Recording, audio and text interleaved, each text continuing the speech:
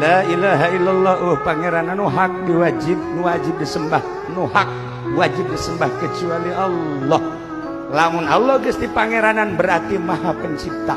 Nyiptakeun langit jeung bumi berarti eueuh nu bisa nyiptakeun langit kecuali Allah.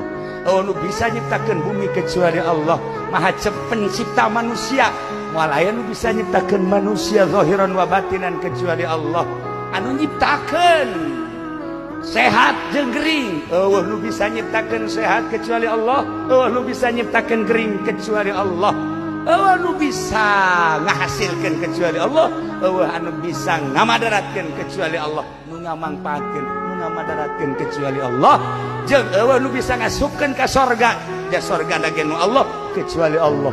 Eueuh nu asup ka neraka kecuali ku Allah. Ka neraka jeung ka sorgana ku Gusti Allah Subhanahu wa ta'ala. Nu mantak eueuh hiji zikir nu paling nyalametkeun min adzabil qabri, tibatan tina siksa kubur, min la ilaha illallah.